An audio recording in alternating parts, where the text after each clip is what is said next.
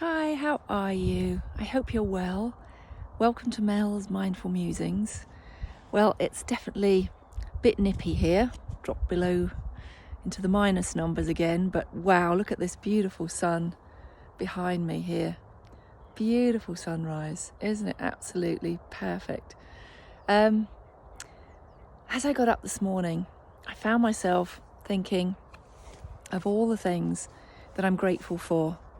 And we often think of all the obvious things, don't we?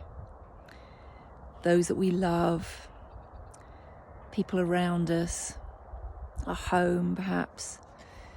But I was very grateful for the people that keep the world turning. Not so long ago, we were all out there clapping for people that were keeping it all going during the pandemic. And as time's gone on, I've sort of started to think, have they all been forgotten? Because I think we get up and we turn on our taps, and if we're lucky enough, we have water coming out. And do we give thanks for that every morning, that we switch on the kettle, maybe make ourselves a hot drink? People at the moment may be struggling with that, with paying for that. And it makes us perhaps even more grateful for that which we do have.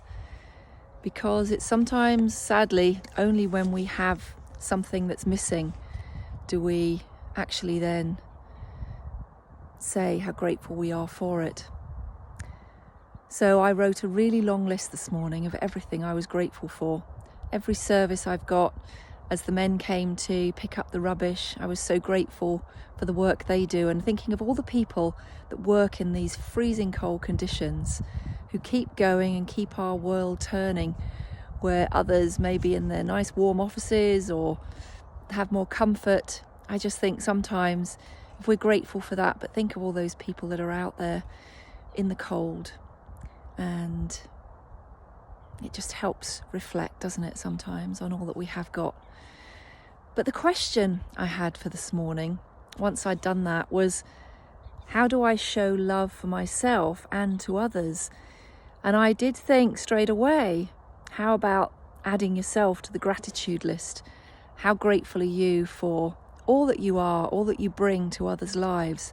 But when I pulled the next card, mending bridges, and I put that with it, and I thought, so how do you show love for yourself? How often do you attack yourself for maybe making a mistake or doing something wrong, and then you just beat yourself up over it? Is that showing love for yourself? And the mending bridges, I felt, was mend that criticism and attack you do on yourself by forgiving yourself, and maybe then doing it for others as well. How do you show love for them? Maybe by more understanding, so therefore more understanding for yourself. When you do something for somebody, selflessly looking after them if they're unwell, do you then do that for yourself? When you're feeling unwell, do you give yourself time? Do you put yourself out for others? So how do you do that for yourself?